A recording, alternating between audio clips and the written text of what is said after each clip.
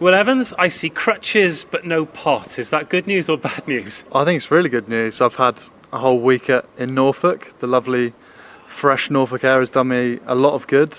Spent some really good time with my family as well.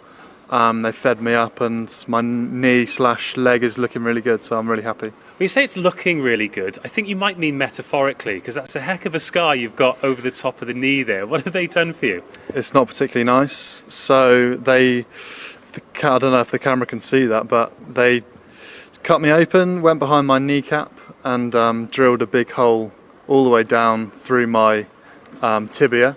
So I've got about a foot length of titanium all the way through my tibia, which is not that nice, but I'm a bit heavier now, which I've always been grasping for, and surely my leg might be a bit stronger now. I'm so glad I'm not in this camera shot, because that has made me sweat just talking about that.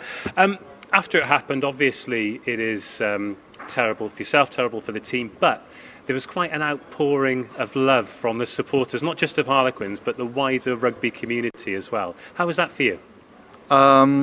It was so nice laying on my bed in Cromwell Hospital, going through all those messages.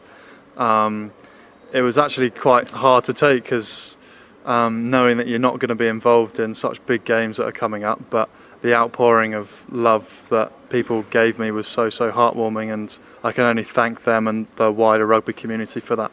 But being the man that you are, you wanted to reset that, and you asked people to roast you on Instagram. Oh, I was so bored.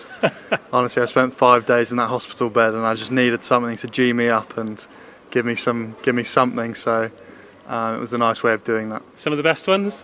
Some of the best ones are a lot about being mentally weak. How could I possibly let my leg break, and all sorts of things like that, which was nice, like putting a smile back on my face, having been so miserable for quite a long time. Well, now you're made of titanium, so God help everyone who comes up against you when you're back.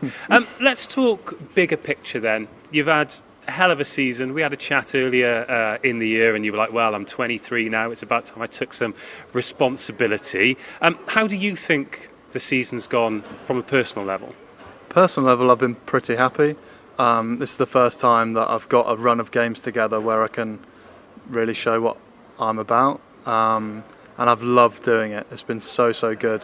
I really enjoy the company of the people in this squad, and it's just been a pleasure to be a part of at the moment. And it's also meant that you've got a bit more attention from elsewhere as well. I've seen you pop up on television. Some quite well-renowned rugby journalists have wanted to speak to you, write articles on you. Is that something you enjoy? Not really. I'd much rather go under the radar, to be quite honest with you, because the more media stuff you have to do, I mean, it might be nice for my family popping up on TV and on the newspaper now and again, but I'd much rather stay below the water with that sort of stuff. Oh, I feel slightly offended. No, I'm only joking. It's always great to have a chat. What kind of things are you doing to stay involved with the group now you're not going to be involved on the pitch? Well, I had a week off after my operation. And then I came in yesterday just to see the lads, have a few hugs and kisses off the lads, and showed the physios my leg and see what was the route forward for that. But I'll be in most days now. I'm not sure what part I have to play for the rest of the season, but from my point of view, it would just be coming in every day with an attitude to try and get back as quickly as possible. Hugs and kisses? Oh, more kisses than hugs, I'd say. We'll save the details for the post-Watershed show. So what are we looking at? Beginning of next year, realistically? Yeah, probably a month into the season maybe. But having my leg look so good so early on, I'd like to think that I could push the boundaries with it. So you never know. And are you going to keep it shaved? A lot of people do it, but I can't do that to myself. I'm not very manly at the best of times, but maybe this kind of makes me a bit more. But no, I can't see myself shaving them much longer. Finally then, if supporters are going to get in touch, and we really hope they do you want kind messages or do you want them to roast you? Bit of mixture of both would be great. Just be kind. Cheers, Will.